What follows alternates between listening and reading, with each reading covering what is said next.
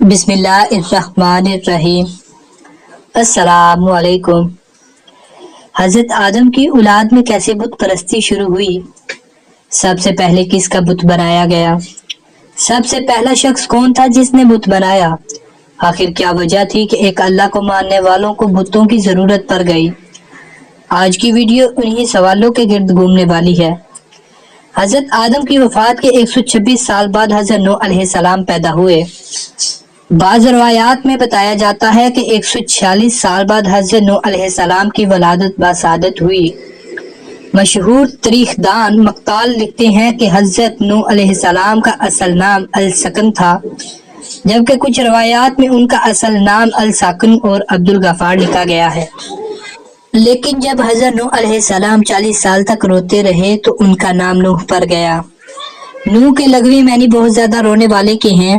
حضرت نوح علیہ السلام کے والدین مومن تھے۔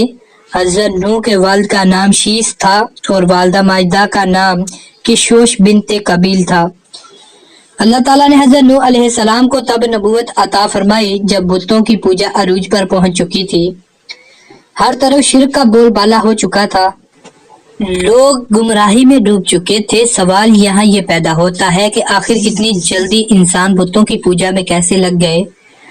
ابھی تو حضرت آدم کی چوتھی پیری بھی نہ آئی تھی۔ مشہور محدث اور تاریخ دان حضرت ابن جراح رحمت اللہ علیہ محمد بن قیس سے سند کے ساتھ روایت کرتے ہیں کہ حضرت آدم کی اولاد میں حضرت نوح علیہ السلام سے پہلے کچھ بہت نیک لوگ تھے۔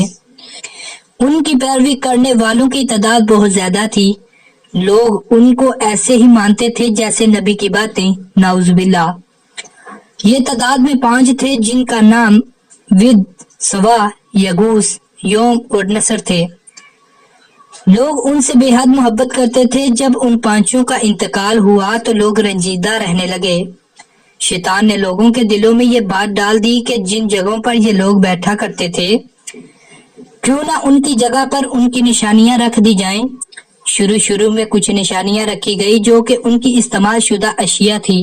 بعد میں ماہر مجسمہ ساز بلوا کر ان 5 بزرگوں کے مجسمے بنوا دیے گئے۔ انہی 5 بزرگوں کے نام پر ان مجسموں کے نام رکھ دیے گئے۔ لوگ دل جوئی کے لیے ان مجسموں کے پاس آتے تھے۔ آہستہ آہستہ لوگوں نے ان بتوں کو اٹھا کر عبادت گاہوں میں رکھ دیا تاکہ عبادت میں دل لگا رہے۔ پھر وہ وقت آیا کہ لوگ انہی بتوں سے اپنی فریادیں کرنے لگے۔ پھر اس کے بعد میں آنے والی نسلوں نے ان بتوں کی پوجا شروع کر دی۔ یوں دنیا میں بت پرستی کا آغاز ہوا۔ حضرت امام ابن حاتم رحمت اللہ علیہ حضرت امام باقی رحمت اللہ علیہ سے روایت کرتے ہوئے لکھتے ہیں کہ ود ایک نیک شخص تھا اور وہ اپنی قوم میں بہت محبوب تھا۔ جب وہ فوت ہو گیا تو اس کی قوم کے لوگ بابل کی سرزمین پر اس کی قبر کے ارد گرد بیٹھ کر روتے رہے۔ جب ابلیس نے ان کی آہو پکار دیکھی تو وہ ایک انسان کی صورت میں آیا اور کہنے لگا، میں نے تمہارے رونے کو دیکھ لیا کہ تمہارا کیا حال ہے۔ میں تمہارے لیے بت کی ایک تصویر بنا دوں، تم اپنی مجلس میں اس تصویر کو دیکھ کر اسے یاد کیا کرو۔ تو انہوں نے اس سے اتفاق کیا تو اس نے بت کی تصویر بنا دی جس کو وہ اپنی مجلس میں رکھ کر اس کا ذکر کیا کرتے تھے۔ جب ابلیس نے یہ منظر دیکھا تو کہا، میں تم میں سے ہر ایک کے گھر بت کا ایک مجسمہ بنا کر رکھ دوں تاکہ تم میں سے ہر شخص اپنے گھر میں بت کا ذکر کیا کرے۔ انہوں نے اس بات کو بھی مان لیا۔ پھر ہر گھر میں ایک ایک بت بنا کر رکھ دیا گیا۔ پھر ان کی اولاد بھی یہی کچھ کرنے لگی۔ پھر اس کے بعد ان کی جو بھی نسلیں آئیں تو وہ بھول گئیں کہ وہ بت ایک انسان تھا۔ اس کو خدا مان کر اس کی عبادت کرنے لگے۔ پھر انہوں نے اللہ کو چھوڑ کر اس بت کی پرستش شروع کر دی۔ پھر اللہ پاک کو چھوڑ کر جس بت کی سب سے پہلے پرستش شروع کی گئی وہ بت کا نام بت تھا۔ اللہ تعالیٰ نے سورہ نوح میں ان کے نام ذکر کیے ہیں۔ چنانچہ اس مشرک قوم کی اصلاح کے لیے اللہ تعالیٰ نے حضرت نوح علیہ السلام کو پیغمبر بنا کر بھیجا۔ اب بات کرتے ہیں کہ عرب میں بت پرستی کا آغاز کیسے ہوا۔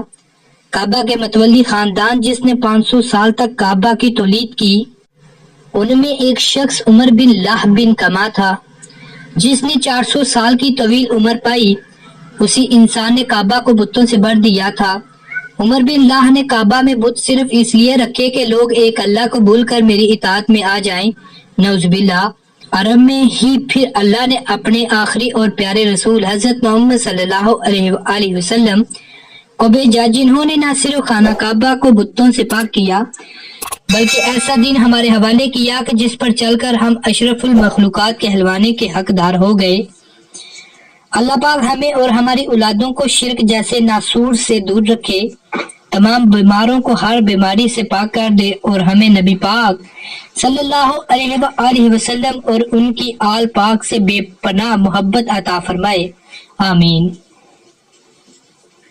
تو ملتے ہیں دوستو ایسی مزید ویڈیو کے ساتھ، اس وقت تک کے لیے اللہ حافظ، اللہ حافظ۔